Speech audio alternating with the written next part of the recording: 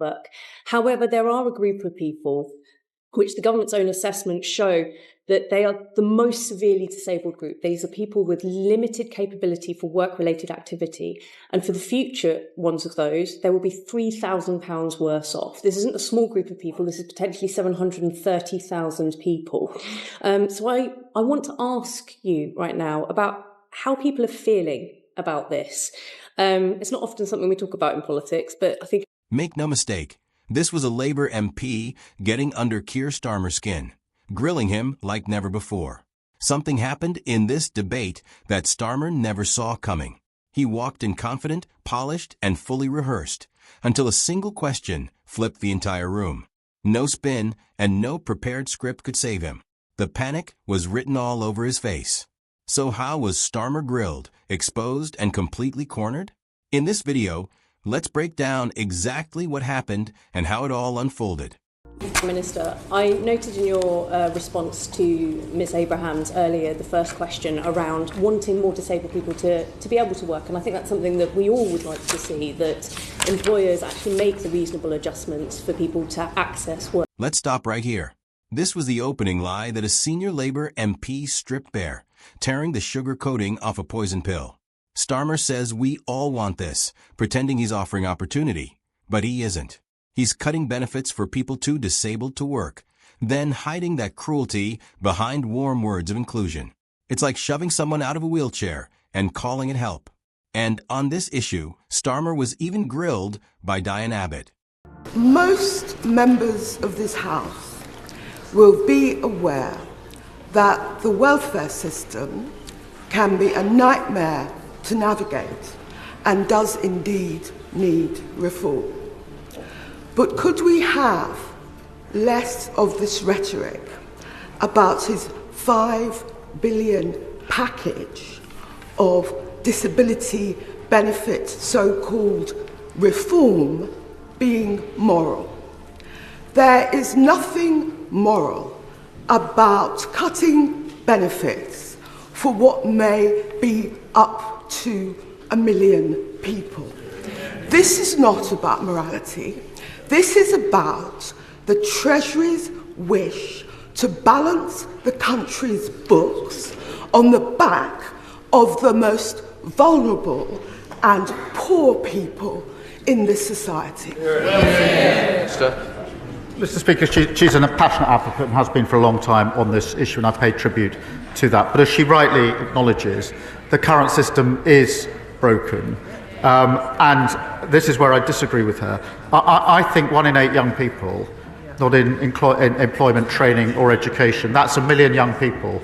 I think that's a moral issue, Mr. Speaker, because all the evidence suggests that someone in that situation at that stage of their life is going to find it incredibly difficult ever to get out of that level of dependency. That cuts across the opportunity and aspiration. It's the root of my values and Labour values about how we take working people forward. Well, if these are Starmer and Labour's values, they are utterly insane and deeply ridiculous. Starmer talks as if he's unveiling a new welfare renaissance. In reality, he's launching an austerity war on the sick and disabled, then hiding the damage behind slick, corporate phrases like a bridge into work. What bridge? The one he's already blown up. And there it is, the blade laid bare.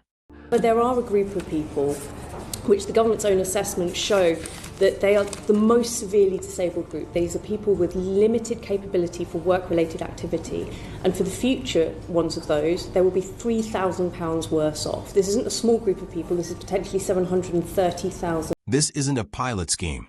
It's mass financial euthanasia. Nearly 750,000 of the UK's most vulnerable are about to have £3,000 ripped from their support. Not because they've done anything wrong, but because Starmer's government is hunting savings like a fox tearing through broken lives. He isn't lifting anyone into work. He's forcing the unfit to crawl, even with shattered spines. This isn't policy. It's persecution, carried out with the same dead-eyed calm of a bureaucrat already planning the next cut. The Prime Minister has rightly spoken about the need to get more people into work, and he repeated that now, so people have more dignity, we can get the economy going, and we can cut the benefits bill after the disgraceful legacy left by the Conservatives. But does the Prime Minister recognise that for many disabled people, the best way to help them into work is to support them properly with more special equipment, with training, with better healthcare, and so on? And will he also today calm anxieties that he himself has raised for many of us, that the disability benefits for people who simply cannot work will not be cut? Mr. Speaker, we will, of course, as I've just said, the principles, we will, of course, support those who need support, but also help those who can work into work. They'll be the guiding principles. But what we've inherited is shocking, and they ought to be silent. 1 in 8 young people not in education, work or training. That is a lost generation. That is their inheritance. You see, Starmer was given a clear chance to explain that those who are genuinely unable to work would still be protected. But he didn't take it. He dodged the question and left it deliberately vague, because his plan to slash welfare benefits does, in fact, include the disabled. So I want to ask you right now about how people are feeling about this. It's not often something we talk about in politics, but I think it is important because it's fair to say that your proposed changes to welfare reform have caused quite a bit of stress, I think, particularly among people with disabilities and their families. I'm sure many members have had similar things, but just some samples of what's come into my inbox. I am beyond stressed with anticipation of losing money. I have £700 to live on this month. Another one, the proposed cuts to disability benefits have left me feeling full of panic about the future and extremely let down. And the last one, I feel so sick, physically sick. The whole process is horrid. Please represent me. Prime Minister, what would you say to them? These aren't abstract cases or statistics on a page. These are real people, sobbing in fear, begging for help, going hungry. And what does Starmer do? He doesn't look ashamed. He doesn't flinch. He doesn't even pause. Instead, he pivots straight into a soulless script about values, as if he didn't personally sign off on this psychological torment. Well, I think this question of how people feel and values is really important. And that's why sort of standing back from the technicalities of any changes, the guiding principles are really important, which is those people that do need support and protection should get support and protection. Those that want to bridge into work should be supported by the government to bridge into work. At the moment, my own analysis is that pretty well all of the rules make it harder for people to get into work, not easier for them to get into work, but equally those that can work should work, and we need to just apply those principles to the work that we are doing. There wasn't a single word of apology, not one genuine offer of help, only rehearsed PR drills. This is a man emotionally detached from human suffering. A lawyer in a suit reciting damage control while setting fire to the safety net meant to protect society's most vulnerable.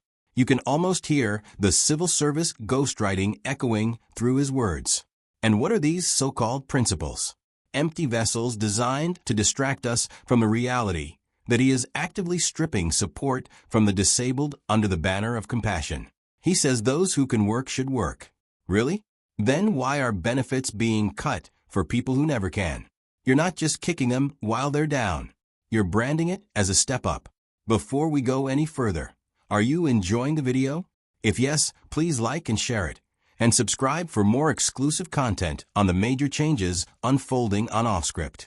Let's continue now. Prime Minister, my question was specifically about the people that are very unlikely to ever be able to work, the most severely disabled, of which in future there will be £3,000 worse off. And I just wanted to ask how you're working with the disabilities charities and organisations for which none of them that I can see have welcomed these plans. And I just wondered, I know that we're going through a consultation period, and I wanted to ask whether this is a consultation period on the policy itself or the impact of this policy, because I think that is very different.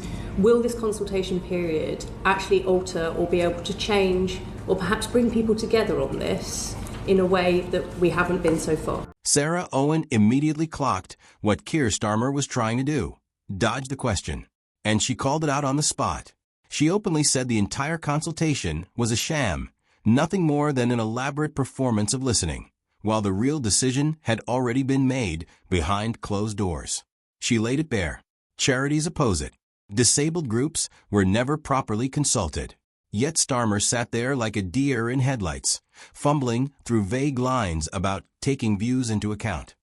What he really meant was, we've already pressed print on this disaster, but please keep pretending it's still a draft. Then he tried to soften it by claiming the government would offer a premium. Bring people together on this, and it's very important we take different views into account. It's also important for people who have disabilities, which means they can never work, that they're not constantly reassessed, because certainly that's something I've picked up as a constant cause of anxiety, and that's why I personally think we should be doing more protection, a premium for those that are in the most severe category and never going to be able to work, and also relieve them of the pressure of being reassessed when we know that the reassessment isn't going to make any material difference. So I do think there are things that we can do that will reform the system for the better, and certainly we need to take views into account in relation to that. It's like setting someone's house on fire and then offering them a marshmallow. This is damage control so flimsy it caves in under the weight of its own deceit. He refuses to say who gets this so-called premium. He refuses to say how much it will be, because there is no real plan. It's deliberate political ambiguity, just enough wording to soothe headlines, but nowhere near enough substance to actually save lives. And we all agree that we do want to see people and more people into work, but I just wanted to ask why it is that the government have looked at disabled people first. One of my inquiries from my committee was around medical misogyny, and people missing work due to heavy periods, painful periods, endometriosis, fibroids, ovarian cysts, cost the UK economy nearly £11 billion every year. That's £11 billion. Would it perhaps not be more effective or just as effective to deal with the crisis in women's health? And what's the plan from the government to tackle? This question lands like a bullet, and Starmer doesn't even try to dodge it. He just stands there and lets it hit. She's absolutely right. The government didn't chase tax loopholes. They didn't confront corporate fraud. Instead, they went straight after disabled people. Why? Because they're easy to overlook. Because they can't march in the streets. This is cowardice dressed up as policy, punishing the powerless to avoid challenging the powerful. And when it comes to fixing real problems that could genuinely boost the economy, Starmer has no idea where to begin. He could unlock £11 billion in economic contribution simply by addressing women's health issues. But he doesn't even acknowledge it. Well, there's a lot of work going into women's health across the government, and it's very important that we do that as well. And there are bits of guidance and legislation that we are bringing forward. So it is very important we bear down on that for all the reasons that you've said. The answer was deliberately vague and confusing. So Owen fired back again, pressing the Prime Minister harder and refusing to let him hide behind evasive language. Prime Minister, it can take around average for a woman to be diagnosed, only diagnosed alone, 8 to 10 years for endometriosis, one of the most painful, debilitating illnesses there are for women's reproductive selves. And if we are taking 8 to 10 years, that is 8 to 10 years that a woman's potentially out of the workplace, which is why we are seeing the cost of the economy at £11 billion. If we're looking at effective ways to get people into work, perhaps there are other areas that we should be exploring as well. I completely agree with that, and that sort of time frame is just completely unacceptable. We've tasked the Health Secretary with reforming the NHS, and in particular dealing with health inequalities as he does so, because it is an example which is simply unacceptable. It's not capable of justification, and the health service needs to be set up to deal with it, and I think it could and should be. That isn't just about pumping more money in. I do think there are other things that we can do in the health service, but that will be part of the work that the Health Secretary has already been charged with doing, because the example you give is a very bad example, and I'm not going to sit here and pretend that that can be justified, because it can't. Owen asked Starmer again to explore alternatives, and Starmer nodded, smiled, and played the role of the understanding Prime Minister. But he offered nothing. No ideas. No solutions. He reacted like a student caught cheating, pretending it was research. He claimed the system was not acceptable. Yet he is the system now. He could stop the benefit cuts with a single signature. He could fund diagnosis programs tomorrow. But he won't, because this was never about helping the sick. It was about managing their silence. From the way Starmer was grilled in that committee, it was clear he didn't walk in to lead. He walked in to deceive. He misled on the consultation. He misled on support. He misled on guiding principles. And he misled the very people his policies are hurting. Sarah Owen didn't just ask tough questions. She shattered the narrative. She exposed Starmer for what he is, a cold, technocratic butcher, hiding behind empty empathy and parliamentary protocol. What makes this even more striking is that Sarah Owen is a Labour MP. This wasn't a debate. It was a public reckoning, exposing how detached Starmer has become and how badly he is unraveling. What do you think? Has Starmer lost the trust of his own MPs over these benefit cuts for disabled people? Isn't this less a policy choice and more a moral failure? Share your thoughts in the comments below on Starmer's constant refusal to answer questions and his immunity from accountability. If you want more videos like this, please like, share, and subscribe for more updates on Offscript and the forces shaping it.